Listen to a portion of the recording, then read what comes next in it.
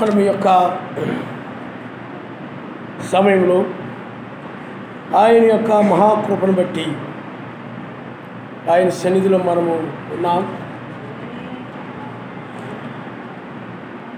అన్ని విషయాలు ఆయన బయలుపరుస్తూ ఉన్నాడు. ఆయన ఇలారా ప్రపంచం ఏం కాబోతా ఉందో, ప్రపంచము ఎలాంటి పరిస్థితుల్లోనికి వెళ్ళిందో మనం ఈనాడు ఈ రష్యా ఉక్రెయిన్ ఇలాంటి యుద్ధాల ద్వారా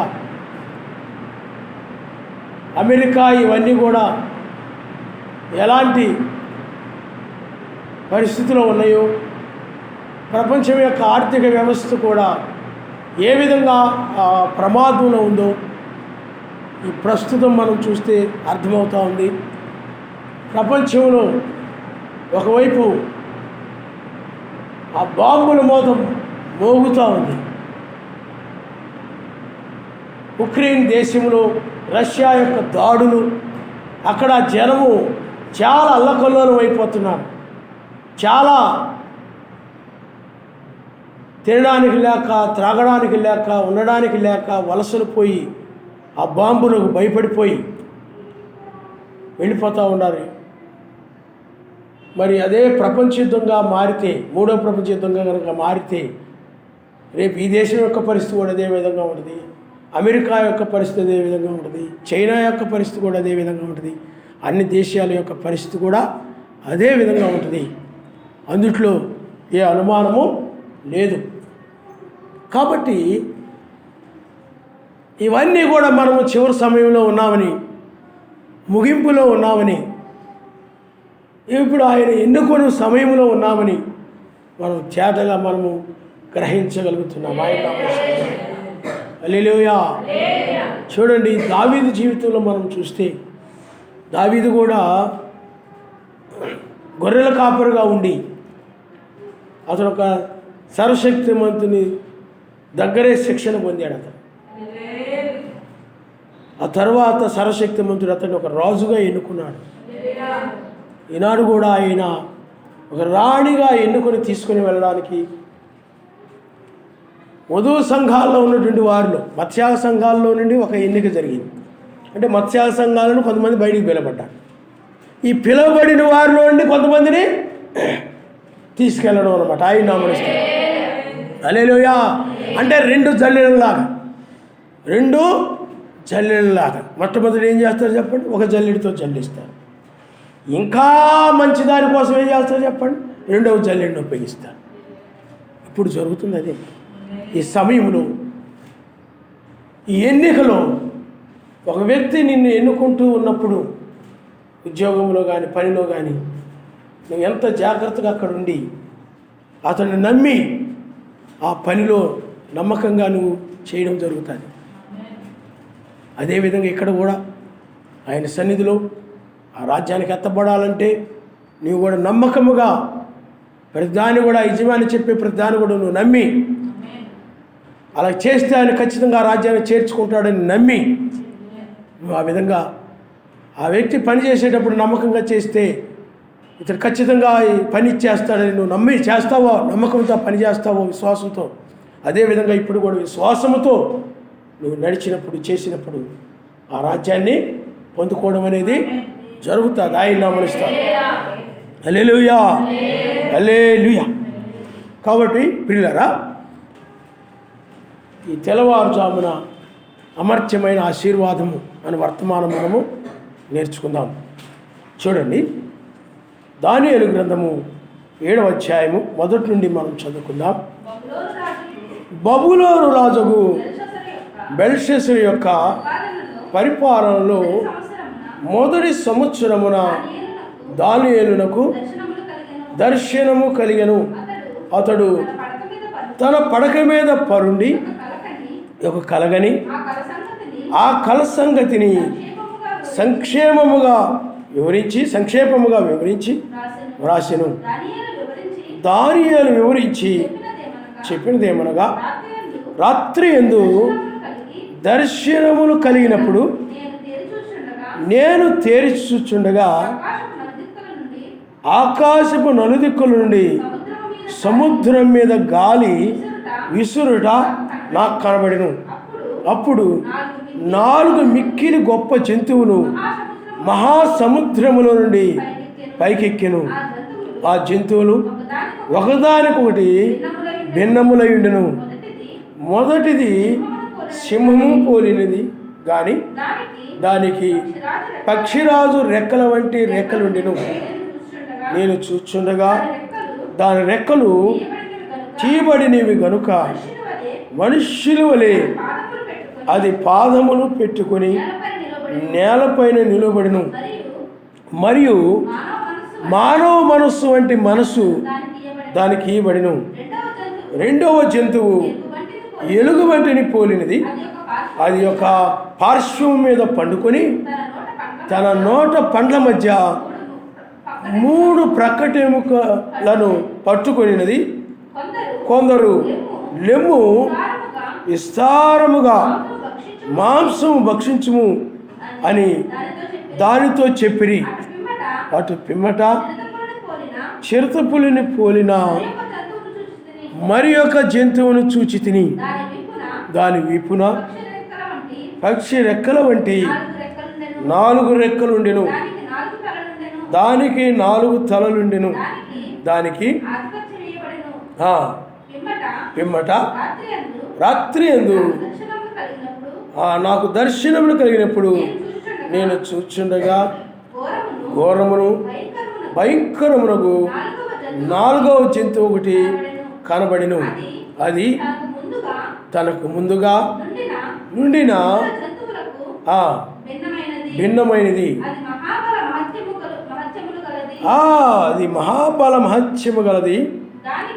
దానికి పెద్ద ఇనుప దంతములను 10 కొమ్ములను ఉండెను.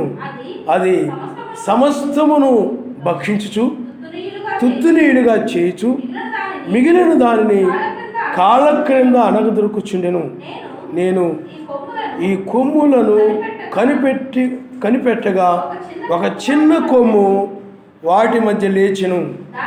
దానికి స్థలమిచ్చుటికై ఆ కొమ్ములలో 3 పెరికివేయబడినవి. ఈ కొమ్మునకు మానవుల కన్నుల వంటి కన్నులను గర్వముగా మాట్లాడు నోరును ఉండెను. ఇంకా సింహాసనములు వేయుట చూచి తిని, చూడండి, సింహాసనములు వేయుట చూచి తిని మహావృద్ధుడొకడు కూర్చుండి ఉండెను. ఆయన వస్త్రము హిమవలే ధవళముగా ఉండెను. ఆయన తల వెంట్రుకలు శుద్ధమైన గొర్రె బొచ్చు వలె తెల్లగా ఉండెను. ఆయన సింహాసనము అగ్ని జ్వాలల వలె మండుచుండెను. దాని చక్రములు అగ్ని వలె ఉండెను. అగ్ని వంటి ప్రవాహము ఆయన యొద్ద నుండి ప్రవహించుచుండెను. వేవేల కొలది ఆయనకు పరిచారకులుండిరి. కోట్ల కొలది మనుష్యులు ఆయన ఎదుట నిలిచిరి. తీర్పు తీర్చుటకై గ్రంథములు తెరవబడిను. అప్పుడు నేను చూచుండగా ఆ కొమ్ము పలుకుచున్న మహాగర్వ మాటల నిమిత్తము వారు ఆ జంతువును చంపినట్టు కానబడిను. తరువాత దాని కళేబరము మండుచున్న అగ్నిలో వేయబడిను. మిగిలిన ఆ జంతువుల ప్రభుత్వము తొలగిపోయిను. సమయం వచ్చే వరకు అవి సజీవుల మధ్యను ఉండవలనని ఒక సమయము, ఒక కాలము వాటికి ఏర్పాటు అయిను. రాత్రి కలిగిన దర్శనములను నేను ఇంకా చూచుండగా ఆకాశ మేఘారుడైన మనిషి కుమారుని పోలిన ఒకడు వచ్చి ఆ మహావృద్ధునకు వాని సన్నిధిని ప్రవేశించి ఆయన సముఖమునకు చేబడిను. సకల జనులను, రాష్ట్రములను, ఆయా భాషలు మాట్లాడువారును ఆయనను సేవించినట్లు ప్రభుత్వమును, మహిమయు, ఆధిపత్యమును ఆయనకి ఇవ్వబడెను. ఆయన ప్రభుత్వము శాశ్వతమైనది, అది అన్నిటికీ తొలగిపోదు. ఆయన రాజ్యము ఎప్పుడును లయము కాదు. నాకు కలిగిన దర్శనములు నన్ను కలవరపడుచున్నందున దానియేలును నేను నా దేహములో మనోదుఖము గలవాడునైతిని. నేను దగ్గరకు వచ్చి ఉన్నవారిలో ఒకని ఎద్దుకు పోయి ఇందును గూర్చిన నిజమంతయు నాకు చెప్పమని అడుగుగా అతడు నాతో మాట్లాడి ఆ సంగతుల భావము నాకు తెలియజేసెను. ఎట్లనగా ఈ మహాజంతువులు 4 అయ్యుండి లోకమందు ప్రభుత్వము చేయువు 4 రాజులను సూచించున్నవి. అయితే మహోన్నతుని పరిశుద్ధులే రాజ్యాధికారం నొందుదురు. వారు యుగ యుగములు ఏదమ్మా యుగ యుగాంతము వరకు రాజ్యమేలుదురు. ఇనుపదంతములను ఇత్తడి గోళ్లను గల ఆ 4వ జంతువు సంగతి ఏమైనదని నేను తెలుసుకొని కోరుతిని. అది ఎన్నటికి భిన్నమును మిగుల భయంకరమునై సమస్తమును పగలగొట్టుచు బ్రింగుచు మిగిలిన దానిని కాళ్ళ క్రింద అనగదొరుకుచుండెను. మరియు దాని తలపైనున్న 10 కొమ్ముల సంగతి వాటి మధ్య నుండి పెరిగి 3 కొమ్ములను కొట్టివేసి కన్నులను గర్వముగా మాట్లాడు నోరును గల ఆ వేరగు కొమ్ము సంగతియు అనగా దాని కడమ కొమ్ముల కంటే బలము కలిగిన ఆ కొమ్ము సంగతియు విచారించి తిని. ఈ కొమ్ము పరిశుద్ధులతో యుద్ధము చేయుచు వారిని గెలుచునదాయను. ఆ మహావృతుడు వచ్చి మహోన్నతుని పరిశుద్ధుల విషయములో తీర్పు తీర్చు వరకు అలాగూ జరుగును. గాని సమయం వచ్చినప్పుడు ఆ పరిశుద్ధులు రాజ్యము నేలుదన్న సంగతిని నేను గ్రహించి తిని. నేను అడిగిన దానికి ఆ పరిచారకుడు ఇలాగూ చెప్పెను. ఆ 4వ జంతువు లోకములో తగ్గిన ఆ 3 రాజ్యములకు భిన్నమగు 4వ రాజ్యమును సూచించుతున్నది. అది సమస్తమును అనగదొరుకుచు ప్రగలగొట్టుచు లోకమంతయు రక్షించును. లోకమంతయు భక్షించును. ఆ 10 కొమ్ములు ఆ రాజ్యము నుండి పుట్టబోవు 10 మంది రాజులను సూచించుతున్నది. కడపటి ముందుగా ఉన్న రాజులకు భిన్నమగు మరి ఒక రాజు పుట్టి ఆ 3 రాజులను పడద్రోయును. ఆ రాజు మహోన్నతునికి విరోధంగా మాట్లాడుచు మహోన్నతుని భక్తులను నరగొట్టును. అతడు పండుగ కాలములను న్యాయ పద్ధతులను నివారణ చేయ పూనుకొనును. వారు ఒక కాలములు అర్ధకాలములు అతని వశం ఉంచబడుదురు. అతని అధికారము నశింపజేయుటకును నిర్మూలము చేయుటకును తీర్పు విధింపబడును గనుక అది కొట్టివేయబడును. ఆకాశమంతటి క్రిందనున్న రాజ్యమును అధికారమును రాజ్యమాధ్యమును మహోన్నతుని పరిశుద్ధులకు చెందును. ఆయన రాజ్యము నిత్యము నిలుచును. అధికారులందరూ దానికి దాసులై విధేయులగుదురు. ఇంతలో సంగతి సమాప్తమైనదని చెప్పెను. దాని ఏలను నేను విని మనస్సునందు అధికమైన కలత గలవాడనైతిని. అందుచేత నా ముఖము వికారమాయను. అయితే ఆ సంగతి నా మనస్సులో నుంచుకుంటుని. ఆయన నామనిస్తాం. హల్లెలూయా. మనము ఇప్పుడు 7వ అధ్యాయం మొత్తం కూడా మనం చదివాం. ఇక్కడ 4 జంతువుల గురించి చెప్పబడతా ఉంది. ఆ తరువాత తీర్పును గురించి మాట్లాడతాం. వాక్యము తీర్పును గురించి చెప్తాం. తర్వాత ఏమో రాజ్యమును గురించి మాట్లాడతాం. ఈ 4 జంతువులంటే మొదటిది సింహము పోలింది, రెండవ జంతువు ఎలుగుబంటిని పోలింది, మూడవ జంతువు చిరుతపులిని పోలింది. ఆ తరువాత 4వ జంతువు ఒకటి ఉంది, అది ఇతర జంతువులకు భిన్నమైనది. అది మహాబలము మహత్యము గలది. దానికి పెద్ద ఇనుప దంతములను 10 కొమ్ములు ఉన్నాయి. చూడండి, ఇది చాలా భయంకరంగా కనపడతా ఉంది.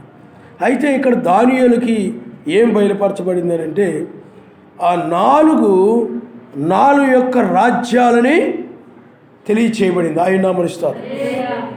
హల్లెలూయా, హల్లెలూయా.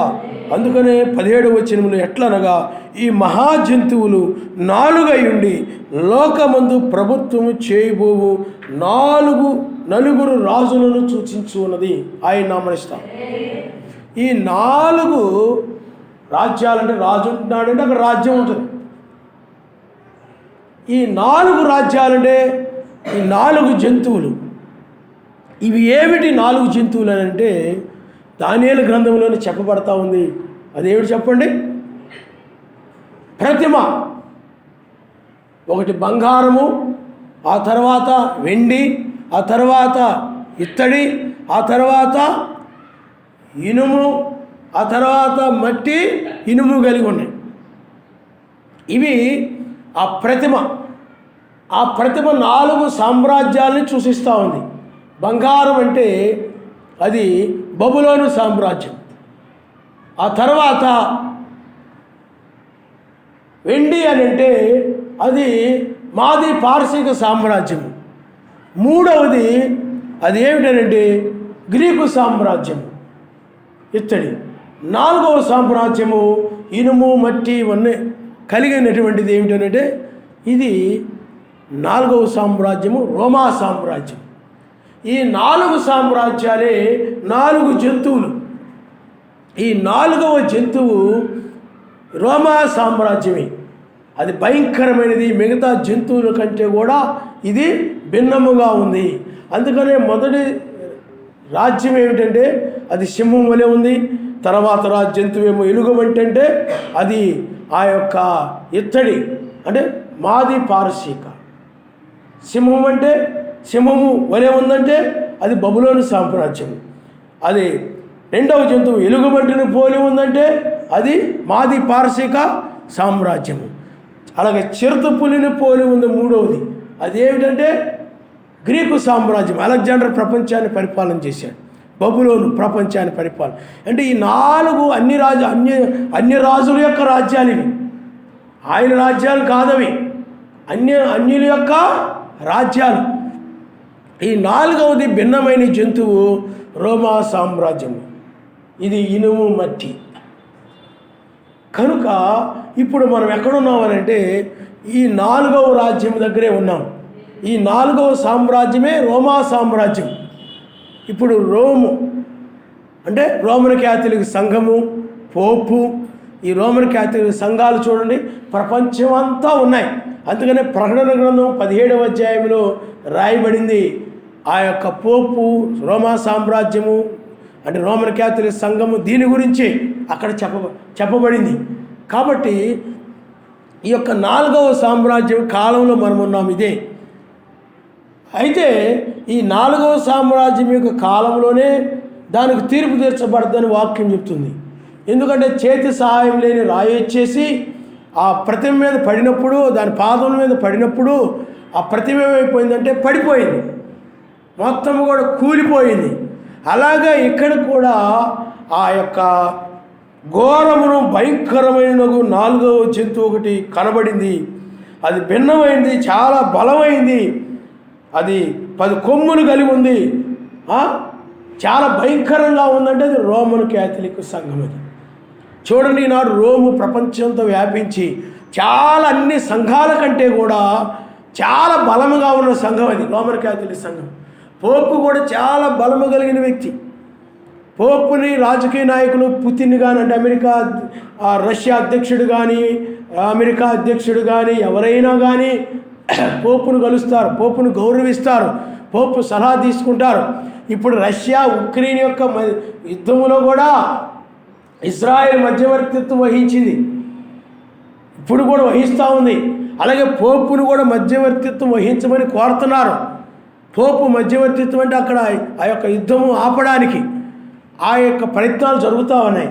కాబట్టి ఈ ప్రపంచంలో పోపు మహాబలమైన వాడు. అది వాటికన్ సిటీ చిన్నదిగా కనబడవచ్చు, కానీ ప్రపంచం అంతా కూడా పోపు యొక్క చేతిలో ఉంది. ప్రపంచంలో జనులందరూ కూడా పోపు చేతిలో ఉన్నారు. ఎలాగున్నారంటే పోపు యొక్క సంఘాలన్నీ కూడా పోపు చెప్పినట్లే నడుస్తాయి. అన్ని సంఘాలు, రోమన్ క్యాథలిక్ సంఘాలు చూడండి, యానంలో ఉంది, కాకినాడలో అక్కడక్కడ, కాకినాడలో జగన్నాథపురంలో ఉంది. అలాగే చాలా చోట్ల రోమన్ క్యాథలిక్ సంఘాలు ఉన్నాయి. రోమన్ క్యాథలిక్ చర్చిలకి వెళ్ళేవాళ్ళు మన దేశంలో తక్కువ ఉన్నారు, ఎక్కువ ఉన్నారు తెలియదు, కానీ అమెరికా, ఈ యూరోపియన్ కంట్రీస్లో చాలామంది రోమన్ క్యాథలిక్ చర్చిలకి వెళ్ళేవాళ్ళు ఉన్నారు. అలాగే ఈ ప్రొటెస్టెంట్ సంఘాలంటే రోమన్ క్యాథలిక్లో నుండి బయటకు వచ్చి మళ్ళీ రోమన్ క్యాథలిక్ విధానంలోనే వెళ్ళిపోతున్నాయి ఆ సంఘాలు కూడా. లోదన సంఘం కానీ, బాప్టిస్ట్ సంఘం కానీ, పెంతుకోస్ సంఘం కానీ, ఈ సంఘాలన్నీ కూడా ఆ రోమన్ క్యాథలిక్ సంఘం ఎలాగైతే త్రిత్వం చెప్పిందో వీళ్ళు కూడా ఇదే త్రిత్వం అని, ముగ్గురు దేవుళ్ళు అంటే రోమన్ క్యాథలిక్ సంఘము ఇది కూడా ముగ్గురు దేవుళ్ళు అంటూ త్రిత్వంలో బాప్తిజం ఇస్తూ ఉంటే రోమన్ క్యాథలిక్ సంఘం పిత, పుత్ర, పవిత్రాత్మని, ఈ సంఘాలు కూడా తండ్రి, కుమార, పరిశుద్ధాత్మలు బాప్తిజం ఇస్తూ పోతూ ఉంటాయి. అందువలన ఇవి ఏదో ఆ విధంగా ఉన్నాయి, కానీ ప్రొటెస్టెంట్ సంఘాలు రోమన్ క్యాథలిక్ యొక్క పిల్లలే ఇవి కూడా. అందుకనే అది మహావేశ్య దాని యొక్క పిల్లలను ఉంది బైబిల్లో. అందులో ప్రపంచంలో ఈ మహావేశ్య ఎంతో బలముగా ఉంది. అదే 4వ సామ్రాజ్యము, మహావేశ్య యొక్క సామ్రాజ్యం. ఆ మహావేశ్య ఎవరో కాదు కానీ యెజబెల్. మీకు అర్థమైందా? ఆనాడు యెజబెల్ చేతిలో ఉన్నారు ఎవరు? జనులందరూ కూడా, ఇజ్రాయిల్ అందరూ కూడా యెజబెల్ ఎలాగ చెప్తే అలాగ నడుస్తూ ఉన్నారు. ఆ యెజబెలే ఆనాడు బయలుదేవత, అస్తారోత దేవత ఇవన్నీ కూడా ఇజ్రాయిల్ దగ్గరకు తీసుకొచ్చేసింది. అందువల్ల ఆ రోజుల్లో ఏలియా వర్తమానం నమ్మేవారు ఎవ్వరూ కనపడలేదు. అందరూ కూడా యెజబెల్ యొక్క బోధనే నమ్ముతూ ఉన్నారు, నమ్మారు. ఈనాడు కూడా మనం 7వ దూత కాలంలో అందరూ కూడా ఈ మహావేశ్య అయినటువంటి యెజబెలును బట్టే, దాని యొక్క పిల్లలను బట్టే అందరూ నడుస్తూ ఉన్నారు తప్ప ఏలియా వర్తమానం నమ్మిన వారు బహు కొద్ది మంది. ఆయన నామనిస్తారు. హల్లెలూయా. కాబట్టి 4వ సామ్రాజ్యం ఎవరిదనంటే మహావేశ్య యొక్క సామ్రాజ్యము. ఆనాడు ఏలియా ఆరోహణమైన తరువాత మహావేశ్య అయినటువంటి ఆ యెజబెలు ఆ యొక్క ఏ విధంగా నాశనం చేయబడిందో అలాగే మనము కూడా ఎత్తబడిన తరువాత ఈ రోమా సామ్రాజ్యము మహావేశ్య అంటే ఆత్మ సంబంధమైన వేశ్య, సంఘం వేశ్య. అలాగా అంటే కలిపింది. బైబిల్లో ఒకదాన్ని తీసివేసినా ఒకదాన్ని కలిపినా అదేమవుతుందో చెప్పండి? అపవిత్రత అవుతుంది, కల్పితం అవుతుంది, అది వ్యభిచారం అవుతుంది. దానిని బట్టి రోమన్ క్యాథలిక్ సంఘము మిగతా సంఘాలని కూడా వ్యభిచారపు సంఘాలై ఉన్నాయి. ఆయన నామనిస్తారు. ఏలియా అయినట్లయితే ఆయన ఏం చెప్పాడో దాన్నే ప్రకటిస్తూ వచ్చాడు తప్ప దేన్ని కలపలేదు, దేన్ని తీసివేయలేదు. అంత ఖచ్చితంగా వాక్యాన్ని ప్రకటిస్తూ వెళ్ళాడు. ఆయన నామనిస్తాడు. హల్లెలూయా, హల్లెలూయా. ఆనాడు యెజబెలు, ఏలియా ఎలాగో ఈనాడు కూడా నిజమైన వధువు ఉన్నది, మహావేశ్య కూడా ఉంది. ఈ 7వ సంఘకాలంలోనే ఈ 4వ సామ్రాజ్యం యొక్క, రోమా సామ్రాజ్యం యొక్క చివరి కాలంలో యెజబెల్ కాలంలో ఏలియా ఉన్నట్టుగానే ఇక్కడ ఈ మహావేశ్య దాని యొక్క పిల్లలు ఈ చివరి కాలంలో ఏలియా కూడా సువార్త అంటే బ్రహ్నాం గారు, జాన్సన్ గారు ఏలియా ఆత్మ కలిగిన వారు కూడా ఆ సువార్త ప్రకటించారు. ఆ సువార్త ద్వారా మూయబడింది. ఇక ప్రకటించడం అనేది అయిపోయింది. ఇప్పుడు ఆయన న్యాయాధిపతిగా వచ్చాడు. ఆయన మనిషి. హల్లెలూయా. తలరాయి నిన్న వర్తమానంలో మనం నేర్చుకున్నాం. ఆయన జీవము కలిగిన రాయిగా ఉన్నాడు ఆయన. అందుకనే ఆ యొక్క దానియేలు గ్రంథములో ఆ చేతి సహాయం లేకుండా తీయబడినటువంటి రాయి వెళ్ళిపోయి ఆ ప్రతి మీద పడినప్పుడు ప్రతిమ ఎలాగ నాశనం చేయబడిందో ఆ రాయి అనగా మెస్సియే. కాబట్టి రెండవసారి మెస్సీ కూడా ఆ రోమా సామ్రాజ్యాన్ని అలాగే నాశనం చేస్తాడని వాక్యం ద్వారా మనము గ్రహించగలుగుతున్నాం. ఆయన నామనిస్తాడు.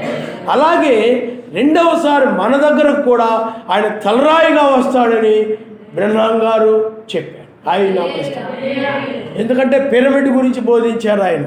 7 సంఘకాలాల గురించి చెప్పారు. Ephesus, Smyrna, Pergamum, Thyatira, Sardis, Philadelphia, Laodicea 7 సంఘకాలాలు. ఈ సంఘకాలంలోనే తలరాయి వచ్చి పిరమిడ్పై అమర్చుకుంటుందని చెప్పాడు. ఆయన నామనిస్తాడు. హల్లెలూయా, హల్లెలూయా. కాబట్టి ఇప్పుడు ఆయన ఎందుకంటే వాక్యం చెప్తా ఉంది, తన కొరకు కనిపెట్టుకున్న వారి రక్షణ నిమిత్తమై ఆయన నిద్ర మేల్కొన్న వేళలో విశ్వాసము కలిగిన వారిని రక్షిస్తానని చెప్పాడు. ఆయన నామనిస్తాడు. అందుకని విశ్వాసము కలిగిన వారి కోసం వచ్చాడు ఆయన. సందేహపడి వారి కోసము అలాంటి వారి కోసం రాలేదు.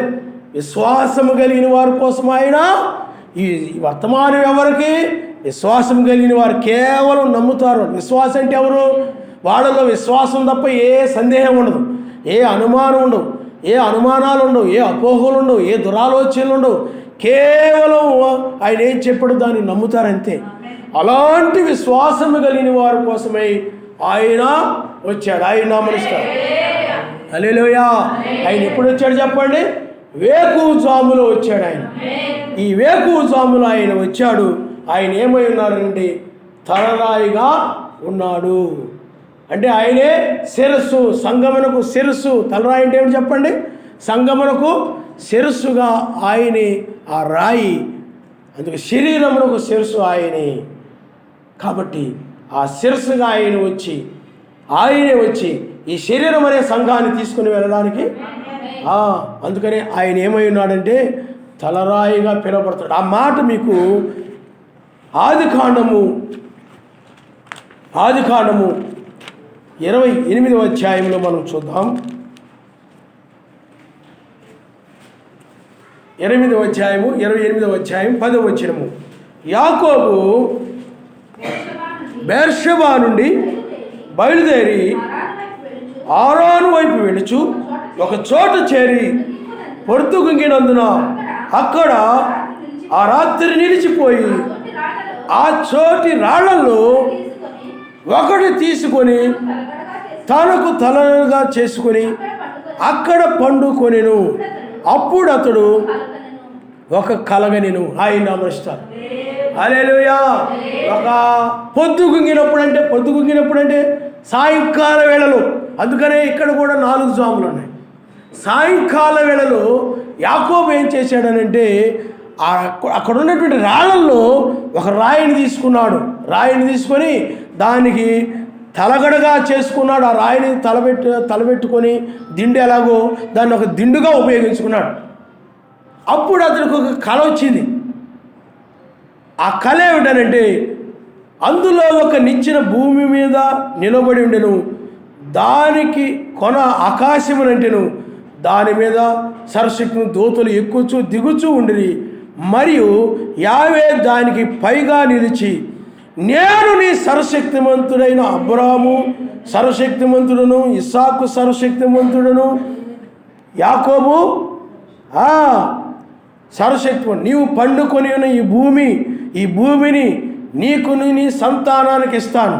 నీ సంతానము భూమి మీద లెక్కకు ఇసుక రేణువులంత వలె అగునన్ను.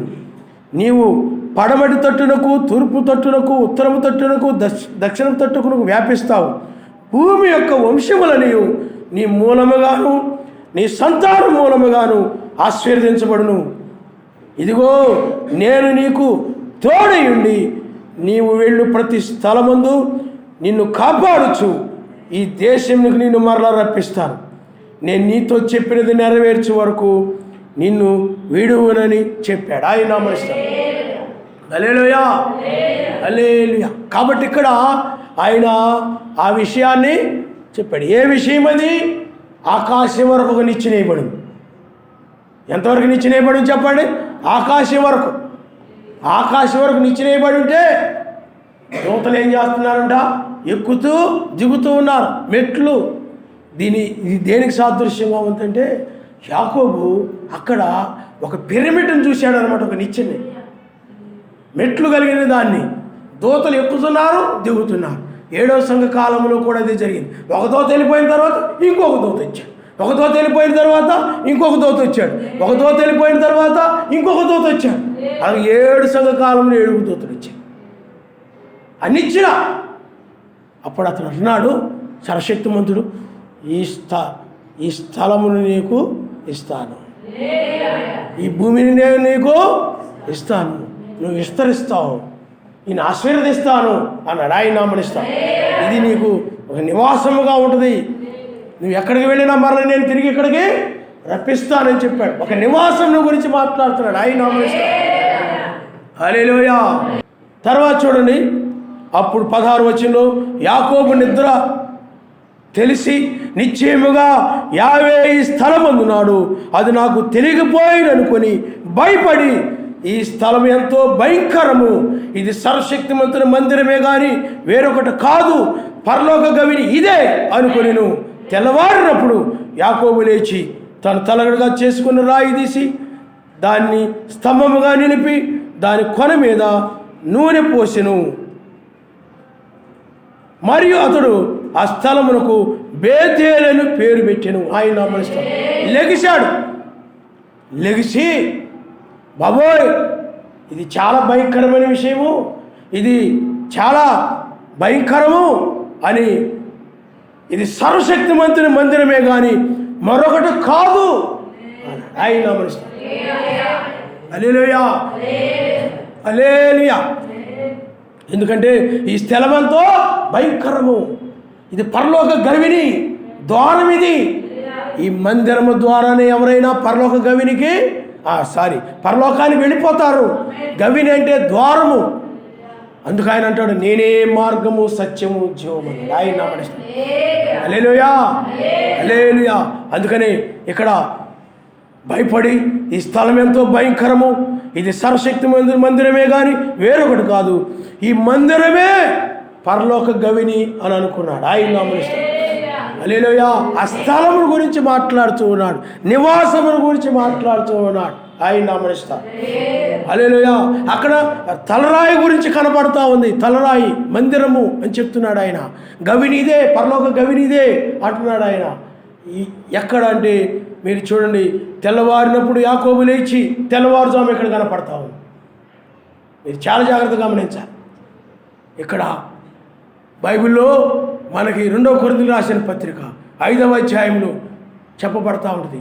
అక్కడ ఏముందనంటే, మనము నివసించి గుడారము శిథిలమైపోవును కానీ శిథిలము కానిది ఒకటి, ఒక నివాసం ఉన్నది, దానిని ధరించుకొని అపేక్షిస్తూ ఉన్నామని ఆయన నామనిస్తాడు. హల్లెలూయా, హల్లెలూయా. ఇదేమో ప్రకృతి సంబంధమైనటువంటి నివాసము, ఇది ఆత్మ సంబంధమైనటువంటి నివాసము. అంటే ఆ ఆత్మ సంబంధం నివాసం ఎవరనంటే ఆయనే ఆ నివాసం. ఆయన నామనిస్తాడు. ఆయనే మన నివాసం అని బైబిల్లో రాయబడి ఉంది. ఆయనే మన నివాసము. ఆ నివాసమైన ఆయన 1995లో తలరాయి కంటే ఆయన రాకడే తలరాయి. ఆయన నామనిస్తారు తలరాయిగా. అందుకనే అక్కడ ఇది మందిరమగును అన్నాడు ఆయన. మందిరం అంటే బైబిల్లో మనం చూస్తే అది పైన ఉన్న యెరూషలేము కూడా పోలికగా ఉంది. మందిరం అనగా శరీరమే మందిరమని కూడా చెప్తా ఉంది వాక్యం. కాబట్టి ఆ రాయి అయినటువంటి ఆయన ఒక మందిరముగా, అంటే మనము నివసించుటకు మనకు ఒక స్థలముగా, ఒక మందిరముగా, ఒక రాజ్యముగా. ఏమండి, ఎందుకంటే మందిరం అనగా ఆయన ఆరాధించేటువంటిది. అలాగే ఆయన యెరూషలేములో కూడా, పైన యెరూషలేములో ఏముంటుంది చెప్పండి, ఆరాధన ఏముంటుంది. ఆ యెరూషలేమే మందిరము. ఆ మందిరముగా ఆయన కిందకు వచ్చేసాడు. ఆయన ఇది మన నివాసము, నివాసాన్ని తీసుకొచ్చేసాడు. అందువలన ఈ లోకంలో ఈ మందిరాలు ఇవన్నీ కూడా లోకంలో తాత్కాలికం, కొంతకాలమే. కానీ ఈ నివాసము, ఈ మందిరము, ఈ రాజ్యము శాశ్వతమైనది. ఆయన ఆ మందిరం ఏమిటి? నీతి, సమాధానము, పరిశుద్ధాత్మల ఆనందం. సంఘంలో ఏమిటి చెప్పండి? ఆ మందిరంలో ఆ జనులు ఉంటారు, వాళ్ళు నీతిగా ఉంటారు, సమాధానముతో ఉంటారు, పరిశుద్ధాత్మ అందలి ఆనందముతో ఉంటారు. ఆయన ఆ పైన అదే ఉండేది, దాన్ని తీసుకొచ్చాడు కిందకి. అందువలన ఇక్కడ ఆనాడు యాకోబు ఇప్పుడు జరిగేదాన్ని ఆనాడే చూశాడు యాకోబు. ఆయన ఇది అవుతుంది, మీకు అర్థమైందా? ఈ స్థలం ఎంతో భయంకరమైనది, ఇది పరలోక గవిని ఇదే అని చెప్పాడు ఆయన. కాబట్టి ఇప్పుడు కూడా పరలోక రాజ్యానికి ఎవరైనా వెళ్ళాలంటే నీతి, సమాధానం, పరిశుద్ధాత్మ అందరి ఆనందమే మార్గం. ఆ మార్గము ద్వారానే ఎవరైనా వెళ్తారు తప్ప మరి ఏ మార్గంలోనూ వెళ్ళలేరు. ఇదే ద్వారము. వెళ్ళాలంటే, పైకి వెళ్ళాలంటే ఇంక ఏ ద్వారాలను నువ్వు వెళ్ళలేవు, ఏ బోధ ద్వారా నువ్వు వెళ్ళలేవు, ఏ సిద్ధాంతం ద్వారా నువ్వు వెళ్ళలేవు. వేకు నక్షత్రము తెల్లవారుజామున యాకోబుని నిద్ర మేల్కొల్పింది. ఇది చాలా భయంకరమైన స్థలం. ఇది ఈ స్థలం ముందు సర్వశక్తిమంతుడు ఉన్నాడు.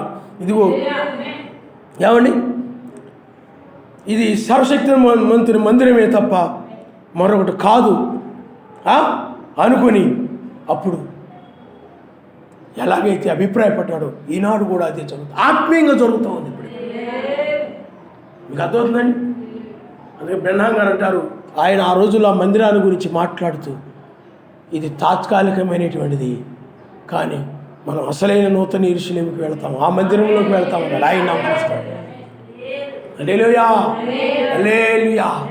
కాబట్టి ఇక్కడ యాకోబు ఆ తలరాయి గురించి, ఆ తలరాయే లేకపోతే ఆ రాయే మందిరమగును అన్నాడు. ఏమండి, అలాగే ఇప్పుడు కూడా ఆయన్ని రాజ్యముగా మారాడు. అందుకని దానియేలు గ్రంథంలో ఆ చేతి సహాయం లేని రాయి ఒక మందిరం, ఒక రాజ్యం అని తెలియజేస్తా ఉంది. ఆయన నామనిస్తాం. హల్లెలూయా, హల్లెలూయా. కాబట్టి తెల్లవారినప్పుడు యాకోబు లేచి తాను తగలగా చేసుకుని రాయి తీసి దాని స్తంభంగా నిలిపి దాని కొన మీద నూనె పోసెను, మరియు ఆ స్థలమునకు బేతేలని పేరు పెట్టెను. ఆయన నామనిస్తాను. హల్లెలూయా, హల్లెలూయా. కాబట్టి పిల్లారా, అయితే మొదట ఊరి పేరు లూజు. అప్పుడు యాకోబు నేను తిరిగి నా తండ్రి ఇంటికి క్షేమముగా వచ్చినట్లు సర్వశక్తిమంతుడు నాకు తోడయుండి నేను వెళ్ళుచున్న ఈ మార్గములో నన్ను కాపాడి తినుటకు ఆహారమును ధరించుటకు వస్త్రములను నాకు దయచేసిన యెడల యావే నాకు సర్వశక్తిమంతుడయుండును. ఆయన నామనిస్తాడు. హల్లెలూయా. మరియు స్తంభముగా నేను నిలిపిన ఈ రాయి సర్వశక్తిమంతుని మందిరమగును అన్నాడు. ఆయన నామనిస్తాడు. అంటే ఆ రాయి ఆయన రాజ్యమగును అన్నాడు. ఆయన ఆ రాజ్యముతోనే ఆయన వచ్చాడు. అదే ఆ రాజ్యము పొందుకోవడం అంటే గొప్ప ఆశీర్వాదం. అందుకని ప్రధాన కాపరి ప్రత్యక్షమైనప్పుడు వాడబారని కిరీటం పొందుతారంటే ఆశీర్వాదం పొందుతారని ఆయన. కాబట్టి ఇప్పుడు ఆయన చూడండి, ఆనాడు యాకోబు చెప్తూ ఉన్నాడు, ఇది మందిరమగును, రాయి మందిరమగునని. ఆ మెస్సయ్య మొదటి రాకడలో ఆయన ఇప్పుడు ఆయన తన రాజ్యముతో రావడమే. ఆ మందిరం అనగా రాజ్యమే, అదే నూతన ఏదేను, అదే మహిమ, అదే కిరీటము, దానితో ఆయన వచ్చేసాడు. ఆయన ఇప్పుడు వధువు ఏం చేస్తుందంటే, అప్పుడు యాకోబు ఆ భూమిని స్వతంత్రించుకోలేదు. అక్కడ నుండి మళ్ళీ ఏమైపోయాడు చెప్పండి? లాబాను అంటే వాళ్ళ మామగారింటికి వెళ్ళిపోయాడు. అది ఎందుకంటే అది సర్వశక్తిమంతుడు ఏర్పరచుకునేటువంటిది. అది ఆయన నామనిస్తాడు. హల్లెలూయా, హల్లెలూయా.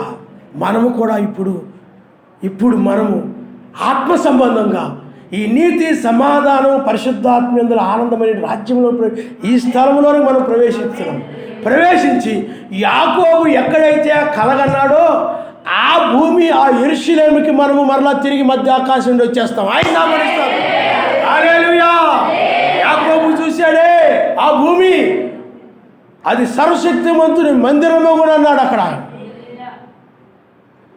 అంటే ఆ రాజ్యం అవుతుంది. అది దాని దగ్గరకు తీసుకుని వెళ్ళడానికి ఆయన 1996లో తలరాయిగా ఆయన ఏమండి వేకు నక్షత్రాన్ని గురించి ఆయన బయలుపరిచాడు. కాబట్టి ఇప్పుడు వేకు నక్షత్రముగా ఆయన ఈ భూమి మీదకి వచ్చాడు ఆయన. కాబట్టి ఇప్పుడు జీవం కలిగిన రాళ్ళు ఏమైపోతున్నాయి చెప్పండి? మందిరముగా. అందుకని ఆత్మ సంబంధమైన మందిరం కూడా ఉంది బైబిల్. ఆత్మ సంబంధమైన మందిరం అని ఉంది బైబిల్లో. ఇక్కడ ప్రకృతి సంబంధమైన మందిరంగా చెప్పబడుతూ ఉన్నది, ఇక్కడేమో ఆత్మ సంబంధమైన మందిరంగా ఇప్పుడు మనం చూస్తున్నాం.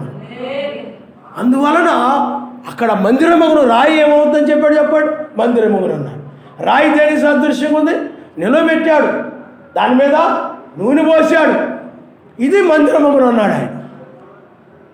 మందిరం అంటే ఏమిటి? ఈ శరీరమే ఆయన ఆలయము అని వాక్యం చెప్తుంది. శరీరం అనగా ఎవరు? వధువు. వధువు ఏమవుతుందంట? మందిరం అయిపోద్దంట. మందిరం అంటే ఆరాధించే మందిరం. నీతి, సమాధానం, పరిశుద్ధాత్మ ఆనందంతో ఉండి పరిశుద్ధాత్మ కలిగి ఎవరైతే ఉంటారో. కాబట్టి ఇప్పుడు ఆనాడు యాకోబు ఆ స్థలమును చూసి ఎంతో భయంకరం అన్నాడే. ఇప్పుడైనట్లయితే నీవేమంటావంటే, అయ్యా ఈ రాజ్యం ఎంతో భయంకరమైనది, ఈ రాజ్యమును రాజుగా షాలేము రాజు ఉన్నాడు, ఈ రాజ్యానికి రాజు ఆయనే, నీతి సమాధాన పరిశుద్ధాత్మ ఆనందముకు ఆయనే రాజు. కాబట్టి ఇప్పుడు ఇది నేను ఒక రాజ్యాన్ని అవుతాను, ఆయన నామనిస్తాను. ఎందుకంటే జీవము కలిగిన రాయిగా ఉన్న నీవు ఇప్పుడు ఏమవ్వాలి? రాజ్యముగా మారి కొనుగోబడతా. ఆయన నామనిస్తా. ఇప్పుడు తెల్లవారుజామున జరుగుతుంది అది. ఆ తర్వాత చూడండి, అప్పుడు మరియు నీవు నాకు ఇచ్చు యావత్తులో 10వ వంతు నిశ్చయముగా నీకు చెల్లించదనని బ్రొక్కుకు నేను ఆయన నామనిస్తాను. హల్లెలూయా. మరలా అతను ఏమంటున్నాడంటే, నీవు నాకు ఇచ్చేటువంటి ప్రతి దానిలో కూడా 10వ వంతుని తీసి నీకు ఇస్తానని మొక్కుంటున్నాడు ఆయన నామని. అంటే ఇక్కడ తెల్లవారుజామున ఇది కనబడతా ఉంది. అంటే రాయి కనపడతా ఉంది, నివాసం కనపడతా ఉంది, మందిరం కనపడతా ఉంది, ఏమండి వేకుజాము కనపడతా ఉంది, యాకోబు మేల్కోవడం కనపడతా ఉంది, రాయి మందిరం అవ్వడము, అలాగే ఇక్కడ 10వ వంతును నిశ్చయముగా చెల్లించడం కూడా కనబడతా ఉంది. ఆయన నామనిస్తాడు. హల్లెలూయా. అంటే ఇప్పుడు అవి కూడా మనకున్నాయి, ఇక్కడ కూడా సేమ్ అయ్యే ఉన్నాయి. సాయంకాలం ఉంది, తెల్లవారుజాము ఉంది. ఇక్కడ సాయంకాలంలో యాకోబు రాయిని తీసుకున్నాడు, అలాగే సాయంకాలంలో కూడా వధువు మెస్సయ్యని నమ్మింది 7వ దూత వర్తమానం ద్వారా. మరలా దూతలు ఎక్కడం దిగడం జరిగింది. 7 సంఘకాలంలో 7 దూతలు అదేవిధంగా జరిగింది. ఇప్పుడు ఒక నివాసం గురించి బయలుపరుస్తున్నాడు ఆయన. ఆ నివాసం ఏమిటంటే యాకోబు వచ్చి మరలా అక్కడ నివాసం చేస్తాడు. బైబిల్లో చెప్తా ఉంది, శిథిలమైపోయేటువంటి శరీరంలో ఉన్నాం, కానీ శిథిలముగాను ఒక శరీరం ఉంది, ఆ శరీరంలో మేము నివసిస్తారని వాక్యం చెప్తా ఉంది. అది మన నివాస స్థలము, అదే మందిరము, అదే శరీరమే మందిరం అని ఉంది. అందుకని ఇప్పుడు శిథిలమైపోయే శరీరంలోనే మందిరంలో ఉన్నాం. ఇప్పుడు ఈ నివాసంలో ఉన్నాం మనం. ఇప్పుడు ఇది ఆయన ఆలయమే, కానీ ఇది శిథిలమైపోయింది. కానీ శిథిలమైపోయే ఆలయంలో ఉన్నటువంటి మనము ఇప్పుడు శిథిలము కానటువంటి ఆలయము లేకపోతే ఆ మందిరములోనికి, ఆ శరీరంలోనికి, ఆ మహిమ గల శరీరంలోనికి ఇప్పుడు మనం ప్రవేశిస్తున్నాము. అదే నీతి సమాధానం పరిశుద్ధాత్మ ఆనందము, ఆ రాజ్యము, ఆ శరీరంలో ప్రవేశిస్తున్నాము. ఇది మన నివాసం. ఆయన బైబిల్లో రాయబడి ఉంది, మీరే నా ఆలయమై ఉన్నారని ఉంది. ఆయన నామనిస్తారు. హల్లెలూయా. ఆలయం అంటే ఏమిటి చెప్పండి? మందిరము. కానీ అది అందుకని పౌలు గారు అంటున్నారు, ఈ శరీరంలో ఉన్నంతకాలం మనం మూలుగుచూ ఉన్నాము, మొరపెడుచూ ఉన్నాము. ఎందుకంటే శిథిలమయ్యే ఆలయంలో ఉన్నాం మనం. శిథిలమయ్యే ఆలయంలో ఉన్న ఆయన ఆరాధిస్తున్నాం, పాటలు పాడుతున్నాం, హల్లెలూయా ఆమేన్ అంటున్నాం మనం. ఇప్పుడు శిథిలముగానే ఆలయాన్ని తీసుకొచ్చాడు ఆయన నామనిస్తారు. ఆ రాయి మహిమ శరీరంగా మారిపోయింది మన కోసం. మీకు అర్థమైందా? ఆ మహిమ శరీరము అంటే ఆ రాయి అయినటువంటి మెస్సయే మన కోసమై మందిరముగా, ఆలయముగా, మహిమగల శరీరంగా మారాడు ఆయన.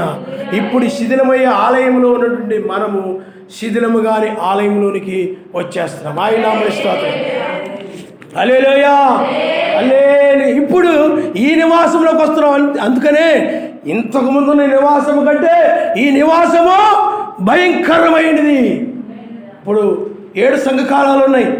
ఏంటది? పరిశుద్ధ స్థలములో ఆవరణము, పరిశుద్ధ స్థలము, అతి పరిశుద్ధ స్థలం అని ఉంది దేవాలయానికి. ఆవరణము అది మెస్సయ్య సిలువ వేయబడడం అవన్నీ జరిగాయి. అలాగే పరిశుద్ధ స్థలము 7 సంఘకాలాల్లో పరిశుద్ధ స్థలమైంది. అతి పరిశుద్ధ స్థలము అది ఎంతో భయంకరమైంది. అక్కడే సర్వశక్తిమంతుడు ఉంటాడు. ఆయన నామమున హల్లెలూయా. ఇప్పుడు ఆ నివాసంలోనికి మనము ప్రవేశిస్తూ ఉన్నాము. అదే మహిమ, షెకీనా మహిమ అక్కడ ఉంటుంది. అందుకని షెకీనా మహిమలోనికి మనము ప్రవేశిస్తున్నాము. ఆ మందిరంలోనికి మనం ప్రవేశిస్తున్నాము. అందుకనే 7 సంఘకాలాల్లో ఈ శరీరము శిథిలమైపోయేది కాదు. అందుకని అనేక మంది మరణించారు. ఇప్పుడు మనము శిథిలమైపోయే ఈ శరీరంలో నుండి ఏమండి ఈ తెల్లవారుజామున ఆయన తీసుకొచ్చాడు కదా, ఆయన వచ్చాడు, ఆయనే మన యొక్క నివాసము, ఆయనే మన ఆలయము. ఇప్పుడు ఆ మహిమ శరీరంలో కనుక ప్రవేశిస్తున్నాం కాబట్టి ఇప్పుడు ఈ మహిమ శరీరంలో ప్రవేశించేటువంటి మనము ఇక మరణించం. ఆయన నామమున హల్లెలూయా, హల్లెలూయా. అందుకని మరణము లేని శరీరంలోనికి మారుతున్నాం. అందుకని ఇప్పుడు ఆనాడు కళ ద్వారా యాకోబు ప్రత్యక్ష ద్వారా ఆయన్ని చూశాడు. కానీ ఇప్పుడైనట్లయితే ముఖాముఖిగా, అందుకే బ్రహ్మాం గారు అంటారు ప్రధాన నక్షత్రము యాషువా వచ్చినప్పుడు ఆయన ముఖాముఖిగా మాట్లాడతాడు. ఏ మానవుడు సమీపించాలి వెలుగులో వాక్యం వెళ్తుందని చెప్పాడు ఆయన. హల్లెలూయా, హల్లెలూయా.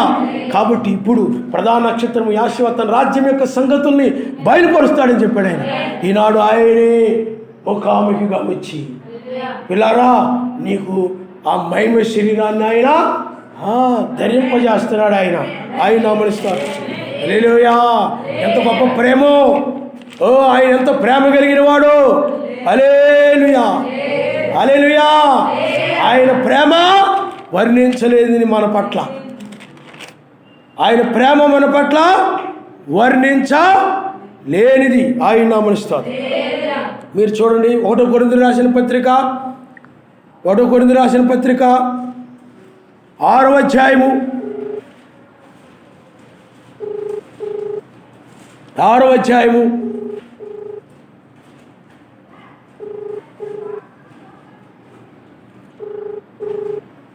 చూడమ్మా 19వ వచనము. మీ దేహము సర్వశక్తిమంతుని వలన మీకు అనుగ్రహించబడి మీలో ఉన్న పరిశుద్ధాత్మకు ఆలయమైనదని మీరు ఎరుగురా. మీరు మీ సొత్తు కారు, విలువ పెట్టి కొనబడిన వారు కనుక మీ దేహముతో సర్వశక్తిమంతుని మహిమపరచండి. కాబట్టి ఇప్పుడు మీరు ఏమై ఉన్నారండి? ఆయన యొక్క ఆలయమై ఉన్నారు. అయితే అది శిథిలమైపోయేటువంటి ఇప్పుడు తీసుకొచ్చిన ఆ మందిరము లేకపోతే ఆలయం ఏమిటి చెప్పండి? శిథిలము కానిది. ఇప్పుడు ఈ నివాసంలోనికి మనము ప్రవేశిస్తున్నామంటే ఇప్పుడు ఇది వాడబారని ఆశీర్వాదం. అంటే ఈ శరీరం వాడిపోయేది కాదు, నువ్వు పొందుకోబోయి ఉండేటువంటి ఆ స్థలము వాడిపోయేది కాదు, ఈ నివాసము కానీ ఉండబోయేటువంటి ఆ రాజ్యము కానీ వాడిపోయేది, అది శాశ్వతముగా ఉండేది, మరణము లేనిది. ఆయన హల్లెలూయా, హల్లెలూయా. అందుకనే చూడండి అబ్రహాము దగ్గర ఆయన దశమాంసములను పుచ్చుకొని అబ్రహాము గారిని ఆయన ఆశీర్వదించాడు, ముఖాముఖిగా కలుసుకున్నాడు అబ్రహాము గారు. ఆ తర్వాత లేవి క్రమం అని ఉంటుంది బైబిల్లోని. మీరు హెబ్రీయులకు రాసిన పత్రికలో చూస్తే లేవి క్రమం ప్రకారముగా చావుకు లోనైన వారు పుచ్చుకున్నారు. అంటే ఎవరు? లేవీలు పుచ్చుకున్నారంటే ఇజ్రాయెల్ ఎవరికి ఇచ్చారు? చావుకు లోనైనటువంటి లేవీలకు ఇచ్చారు. అందుకనే అబ్రహాము ఎంత గనుడో చూడండి అని ఉంది. మరి ఎంత ఘనతది! లేవీలకు ఇవ్వడం వేరు, సర్వశక్తిమంతునికి ఇవ్వడం వేరు. డైరెక్ట్గా దశమ భాగాలు ఎవరికి ఇచ్చాడు చెప్పండి? మెల్కీసెదెకు అంటే మానవ శరీరంలో సర్వశక్తిమంతుడు వచ్చాడు, ఆయనకి ఇచ్చాడు. ఆయన నామమున. అలాగే ఇజ్రాయెల్ మెల్కీసెదెకు ఇవ్వలేదు. సావుకులు అనేటువంటి చనిపోయేటువంటి ఆ ధర్మశాస్త్రము కూడా అలాంటిదే, వారు కూడా అలాంటి వాళ్ళే. కాబట్టి అలాంటి వారికి ఇజ్రాయెల్ ఇచ్చారు. ఆ తర్వాత యాజకత్వం మార్చబడింది. ఎప్పుడు? మెస్సీ వచ్చిన తర్వాత, ఆయన కలవరశిలలో మరణించి ఆయన తిరిగి లేచిన తర్వాత బైబిల్లో రాయబడింది మెల్కీసెదెకు క్రమము చూడగా ఆయనే నిరంతరము యాజకుడుగా ఉన్నాడని. ఆయన ఇక లేవీలు లేరు. యాజకత్వం ఎలా ఉండేది? లేవీలు పుచ్చుకుంటూ ఉండేవారు. మీకు అర్థమవుతుందా? అక్కడ బలులు అర్పించడం ఆ యొక్క ఉండేది, ఆ క్రమం అంతా ఉండేది. అక్కడ యాజకులంతా ఆ యాజకత్వం చేస్తూ ఉండేవారు. ఆయన వచ్చిన తర్వాత ఏం జరిగిందనంటే, యాజకుడు వచ్చిన తర్వాత లేవీల వలె యాజకత్వం చేయకుండా ఇప్పుడు ఆయన గొర్రెపిల్లగా రక్తం చిందించాడు కాబట్టి ఇప్పుడు ఆయన వారి వలె యాజకత్వం చేయకుండా, ఏమండి, వారి వలె పిల్లారా మీరు చూడండి, ఆ గొర్రె పిల్లలు అర్పించడం అలాంటివి కాకుండా ఇప్పుడు ఈయన ఆ గొర్రె పిల్లగా అర్పించాడు కాబట్టి ఇప్పుడు జీవిస్తున్నారని సాక్ష్యం ఉంది. వాళ్ళైతే చావుకులోనైన వారు, ఈయనైతే చనిపోయి అంటే చావును జయించి తిరిగి లేచిన వాడు. ఆయన హల్లెలూయా. ఇప్పుడు చావునకు లోనైన వారు వేరు, చావుని జయించి తిరిగి లేచిన వారు వేరు. అందుకని జీవిస్తున్నారని సాక్ష్యం వదిలినటువంటి ఆయన పుచ్చుకుంటూ వచ్చాడు. ఆయన నామనిస్తారు. హల్లెలూయా. అంటే లేవి 7 సంఘకాలాల్లో కూడా ఇచ్చినటువంటి ఆ దశమ భాగంలో ఎవరికి ఇచ్చారు చెప్పండి? లేవీలకి ఇవ్వలేదు. జీవిస్తున్నాడని సాక్ష్యం పొందినవాడు పుచ్చుకుంటున్నాడు. సేవకులు ఇచ్చినా కానీ, సంఘంలో వాళ్ళు ఇచ్చినా కానీ ఏమైపోయింది చెప్పండి? మెల్కీసెదెకు అనబడి ఆ యాజకుడు పుచ్చుకుంటూ ఉన్నాడు. ఆయన నామనిస్తాడు. హల్లెలూయా. ఎందుకనంటే ఆ దశమ భాగంలోనే ఆశీర్వాదం అని బైబిల్ చెప్తుంది తప్ప మరి ఏమీ చెప్పడం లేదు. దానివల్ల శాపమని కానీ భారం అని కానీ ఏమి చెప్పడం బైబిల్ ఎక్కడ కూడా. ఆశీర్వాదము అనే మాటే ఉపయోగించబడింది ఎక్కడ చూసినా కానీ. అయితే అది ఎంతో ఆశీర్వాదము కాబట్టే అబ్రహాము దగ్గర నుండి ఆ క్రమముగా ఇస్తూ రావడం జరిగింది. అలాగే బ్రహ్మాం గారు, జాన్సన్ గారు వీళ్ళందరూ కూడా ఇస్తూ వచ్చారు. అంటే ఆ రోజుల్లో ఆయన ముఖాముఖిగా తీసుకోలేదు, కానీ ఆయన నీవిచ్చేవి కానీ సేవకులు ఇచ్చేవి కానీ ఆయన ఆ విధంగా తీసుకుంటూ వచ్చాడు, ఆయన స్వీకరిస్తూ వచ్చాడు ఆయన. కానీ ఇప్పుడైనట్లయితే రెండవ రాకడ సంబంధించిన లేఖనాలు వేకొచ్చుగా ముఖాముఖిగా వచ్చి ఇప్పుడు నువ్వు చేసేవన్నీ కూడా ఆ యాకోబు చెప్పిన రీతిగానే, ఆ తెల్లవారుజామున యాకోబు చెప్పిన రీతిగానే ఇచ్చేదును అన్నాడు, ఆ మందిరం అన్నాడు, ఆ స్థలం అన్నాడు. కానీ అవన్నీ కూడా ఆ కాలములో అవి చెప్పబడ్డాయి ఆయనకి. కానీ ఈనాడు వధువు ఇవన్నీ చూడగలుగుతూ ఉంది, వధువు వాటిని చెల్లిస్తూ ఉంది. ఆయన నామనిస్తాడు. హల్లెలూయా. హల్లెలూయా. ముఖాముఖిగా ఇస్తూ ఉంది. అంటే ఇప్పుడు నువ్వు డైరెక్ట్గా ఒక విధంగా చెప్పాలంటే అబ్రహాము గారు ఎలాగైతే మెల్కీసెదెకుకి ఇచ్చాడు డైరెక్ట్గా, ఇంతకుముందు అయినట్లయితే బ్రహ్మాం గారి ద్వారా అక్కడికి వెళ్ళిపోయింది. ఎవరు? జీవించడానికి సాక్ష్యం పొందిన వాడు పుచ్చుకున్నాడు. జాన్సన్ గారి ద్వారా ఆ విధంగా జీవించడానికి సాక్ష్యం పొందినవాడు పుచ్చుకున్నాడు. ఇప్పుడైనట్లయితే ముఖాముఖిగా అబ్రహాము దగ్గరికి ఎలా వచ్చాడు ఆ విధంగా నిన్ను కూడా ఆశీర్వదించడానికి వచ్చాడు. వాడబారిన ఆశీర్వాదం, అబ్రహాము గారికి ఇచ్చిన ఆశీర్వాదం కంటే గొప్ప ఆశీర్వాదం ఇది. అబ్రహాము గారికి ఆశీర్వదించాడు, కానీ అవన్నీ గతించిపోయాయి. అంటే అవి శాశ్వతమైనవి కాదు. యెరూషలేము చెదిరిపోవడం, గందరగోళం ఇవన్నీ జరిగాయి, ఆ రాజ్యాలు నశించిపోవడం ఇవన్నీ జరిగాయి. కానీ ఇప్పుడు వచ్చిన ఆయన నిన్ను ఎందుగా ఏ విధంగా ఆశీర్వదించడానికి వచ్చాడనంటే దశమాంశమును పుచ్చుకొని ఆయన, అందుకని బైబిల్ చెప్తుంది ఆయన అని చెప్తున్నది బైబిల్లో. ఆ దశమాంశమును పుచ్చుకొని అమర్థ్యమైన ఆశీర్వాదాన్ని ఇవ్వడానికి వచ్చాడు ఆయన. ఈ తెల్లవారుజామున అవి లేవనుకోండి, మరి యాకోబుకి ఆయన బయలుపరచాడు కదా, యాకోబు మాట చెప్పడు కదా, నాకు కలిగి ఉన్న యావత్తులో నేను 10వ వంతుని ఇచ్చేదనని ఆ రోజుల్లో తెల్లవారుజామున యాకోబు చెప్పాడు. కానీ ఈనాడు దానిని మన ద్వారా ఆయన జరిగిస్తున్నాడు. ఆయన హల్లెలూయా. హల్లెలూయా. కానీ అయితే ఆ రోజుల్లో యాకోబు ఆశీర్వదించబడ్డాడు, ఒక స్థలాన్ని పొందుకొని. ఏమండి, ఇది సర్వశక్తిమంతుడి స్థలమే, ఆశీర్వదించబడ్డాడు. ఇక్కడ నువ్వు అయినట్లయితే అమర్చమైనటువంటి దానిని పొందుకొని ఇక దీన్ని అనగా ఈ యొక్క మహిమగల శరీరం అనే దానిని, ఆ మందిరముని ఇంకెప్పుడు విడిచిపెట్టకుండా ఎల్లప్పుడూ నిత్యము సదా ఆయనతో ఉండి అక్కడే ఆయనతో ఉండేలాగా గొప్ప ఆశీర్వాదముని ఇవ్వడానికి ఆయన ఇచ్చాడు. ఆయన హల్లెలూయా. హల్లెలూయా.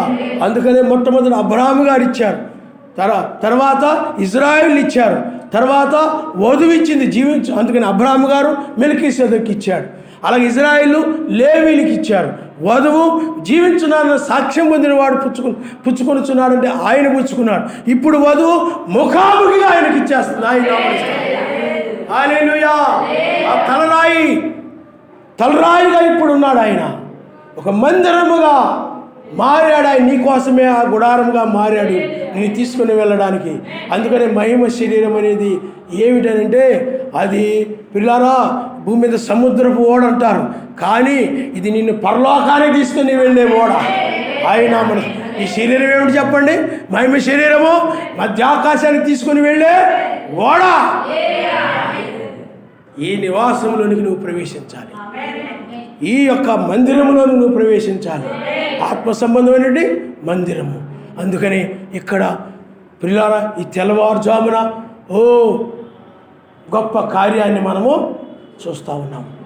వాడబారినటువంటిది, శిథిలము కానటువంటిది, చేతులతో కట్టబడింది కాదు, అది అమర్త్యమైనటువంటిది. అది ఆయనే. చూడండి, ఆదామున్నాడు సర్వశక్తిమంతుని చేత నిర్మించబడ్డాడు, కానీ మెస్సయ్య ఎవరి చేత నిర్మించబడ్డా? ఆయనకు ఆయనే నిర్మించుకున్నాడు. ఆయన హల్లెలూయా. అందువల్లనే ఆయనకు ఆయన నిర్మించుకున్నటువంటి ఎవరి చేత కట్టబడినటువంటి ఆ నివాసంలోనికి మనము ప్రవేశిస్తూ ఉన్నాం. గొప్ప ఆశీర్వాదాన్ని మనం ఈ తెల్లవారుజామున పొందుతున్నాం. ఆయన నామనిస్తాం. హల్లెలూయా, హల్లెలూయా. అందుకని యాకోబుకి అక్కడ వెంటనే ప్రేరేపణ కలిగింది, నాయన నువ్వు అలాగ చేసినట్లయితే నేను వీటన్నిటిలో కూడా నీకు అలాగ చెల్లిస్తాను నాయన అన్నాడు. ఆయన నామనిస్తాం. హల్లెలూయా. కాబట్టి పిల్లారా మనము కూడా ఈ చివరి సమయంలో అదే కాలంలో మనమున్నాము. కాబట్టి ఇప్పుడు ఆశీర్వదించేవాడు అబ్రాహామును కలిశాడు, ఇప్పుడు మరలా నీ దగ్గరకు వచ్చాడు ఆయన. అందుకని మెల్కీసెదెక్ అంటారు. మెల్కీసెదెకు ఎవరు చెప్పండి? నీతికి రాజనియు సమాధానపు రాజని అర్థం ఇచ్చినట్టు షాలేము రాజు. అందుకని ఆయన అబ్రాహామును కలిశాడు.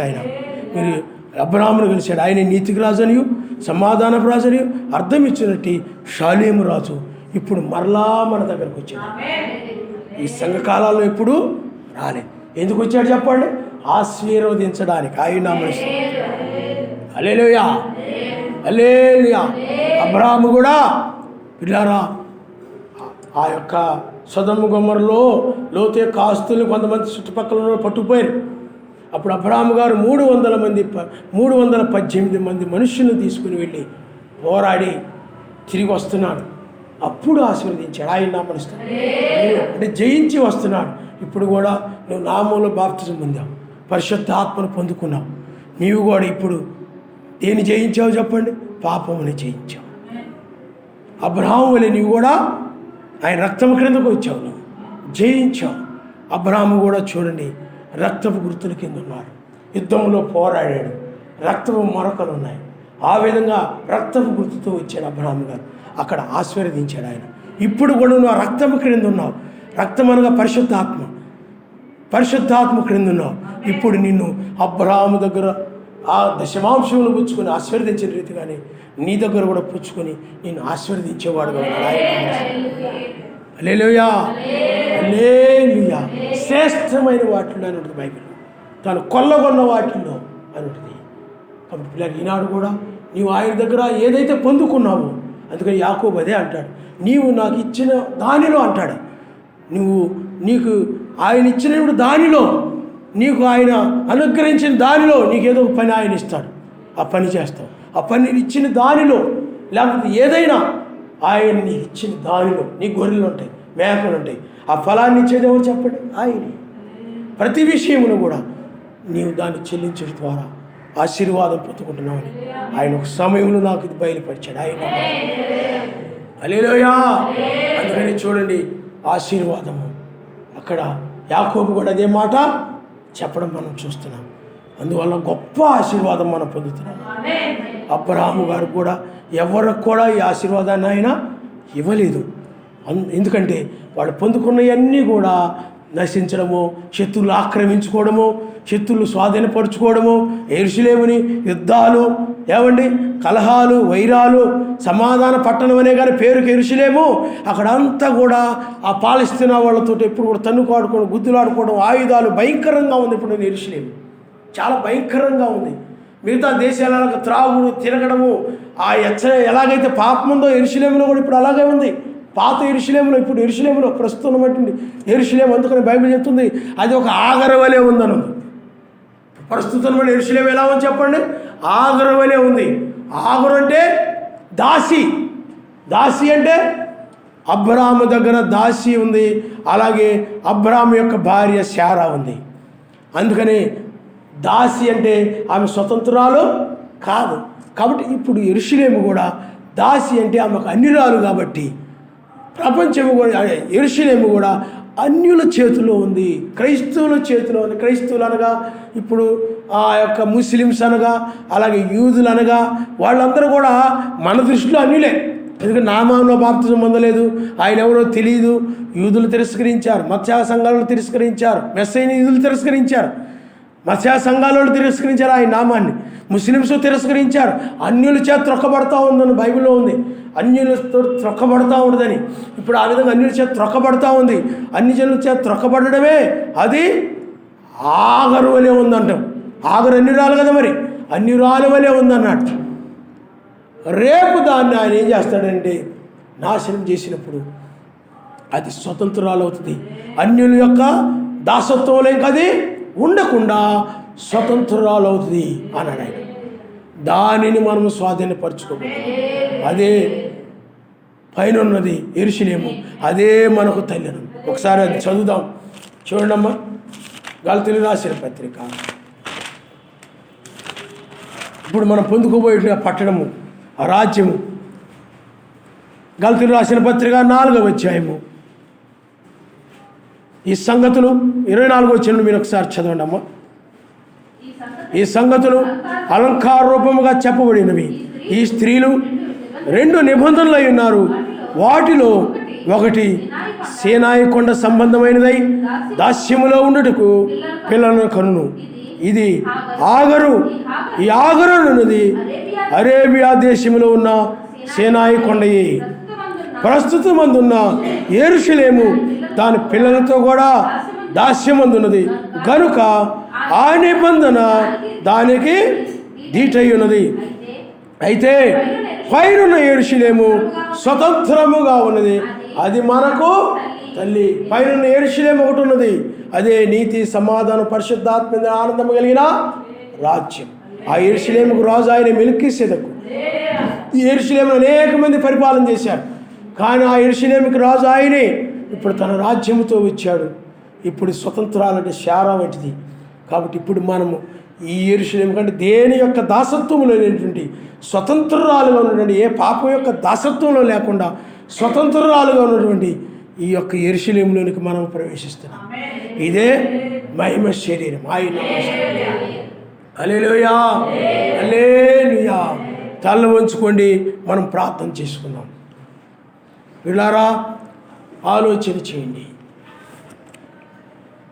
జీవించున్నానని సాక్ష్యం పొందిన ఆయనే రెండవసారి వచ్చాడు. ఇప్పుడు ఆయన వేకుజామున ఆయన వచ్చాడు. ఆయన రక్షించడానికి రెండవసారి వస్తాడని వాక్యం చెప్తూ ఉంది.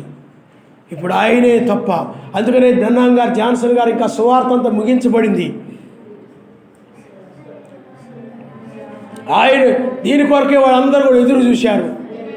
కాబట్టి నువ్వు ఈ చివరి కాలంలో ఆయన నీతో ముఖాముఖిగా, ఎందుకంటే ఇప్పుడు ఆయన సంబంధించిన లేఖనాలు నెరవేరుతూ ఉన్నాయి. వేకుచుకు సంబంధించిన లేఖనాలు నెరవేరుతూ ఉన్నాయి. రక్షణకు సంబంధించిన లేఖనాలు నెరవేరుతూ ఉన్నాయి. తెల్లవారుజాముకు సంబంధించిన లేఖనాలు నెరవేరుతూ ఉన్నాయి. ఆశీర్వాదానికి, అమృతమైన ఆశీర్వాదానికి సంబంధించిన లేఖనాలు నెరవేరుతూ ఉన్నాయి. నీ శరీరము కూడా మందిరముగా మార్చబడే ఆయన ఆలయముగా, శాశ్వతముగా ఇక శిథిలము కాని ఆలయముగా మార్చబడేటువంటి సమయం ఇది. జీవము కలిగిన రాయి. హల్లెలూయా, హల్లెలూయా, హల్లెలూయా, హల్లెలూయా, హల్లెలూయా.